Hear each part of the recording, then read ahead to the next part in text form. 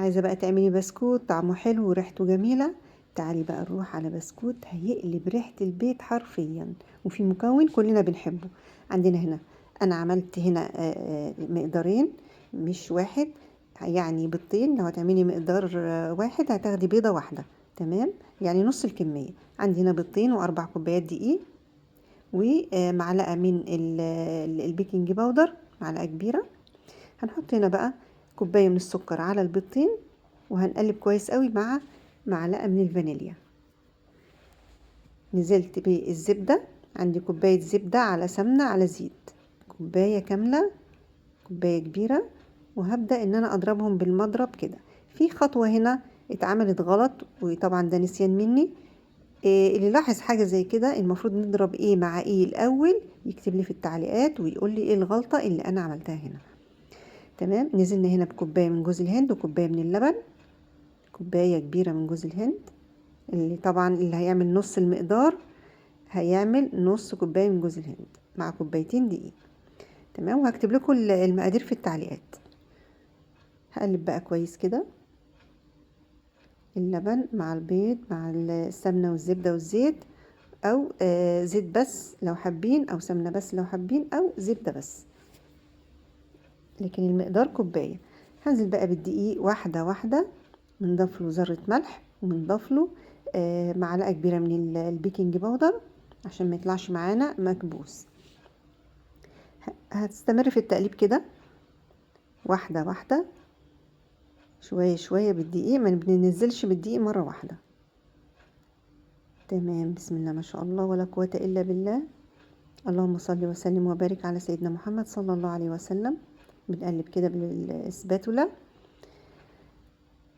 واحدة واحدة كده، لان دي مش بيتزا، لا ده بسكوت، يعني بننزل بالدقيق واحده واحده. وليه قوانين كده في التقليب، وبتحط حاجات قبل حاجات، بس يعني ان شاء الله يطلع مظبوط وممتاز جدا ان شاء الله. هنقلب بقى كويس كده بدون عجن، بصوابعنا كده لحد ما العجينه تنعم معايا، ومش هعجنها كتير عشان ما تعملش معايا عرق. طلعت معايا بقى كده ناعمه وطريه جدا، بسم الله ما شاء الله، طريه كده مش ناشفه. وهبدأ ان انا المها كده في الطبق بتاعي او في البولة بتاعتي. هكورها بقى كده الشكل حسب ما انتي تحبي. عملت هنا دوائر في الصينية كده، ونزلت بيها في جوز الهند. يعني مسكت القطعة قد حجم البيضة كده، وضغطت عليها، وهبدأ ان انا انزلها في جوز الهند بالشكل ده. هرص بقى كده البسكوتات بتاعتي في الصاج.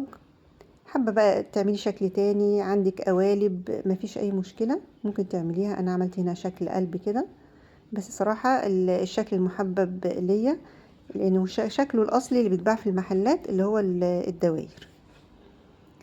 هنزل بقى كده في الصاج بتاعي، وهرص الكمية كلها. طبعا لازم احطه في جوز الهند كده. هو طبعا في العجينة حطينا جوز الهند، وبره كمان عشان بيكون واضح ان هو بسكوت جوز الهند، وطبعا بتديله طعم احلى كتير ما يكون مفيش حاجة زي كده. الطبقة الاخيرة دي هبدأ ان انا اعمله كده بالشكل ده. هخلص كل الصاج لحد ما يخلص معايا. بسم الله ما شاء الله، الكمية كويسة جدا وممتازة بالشكل ده كور. وهنزل في جوز الهند. هي طبعا بتبقى لازقة في ايدي، مش متعبة خالص وسهلة جدا. كملت الصاج، وهروح بقى على فرن وسط في الرف الوسطاني بالشكل دوت، على درجة حرارة متوسطة، من 10 ل15 دقيقة. وطلع معايا أحلى بسكوت جوز الهند، طعمه رائع. كوباية بقى شاي بلبن، كوباية شاي بالنعناع، بسم الله ما شاء الله، طعمه تحفة، هش وطري ودايب وجميل جدا. لو عجبكم الفيديو لايك وشير. بسم الله ما شاء الله ولا قوة إلا بالله. اللهم صل وسلم وبارك على سيدنا محمد. السلام عليكم.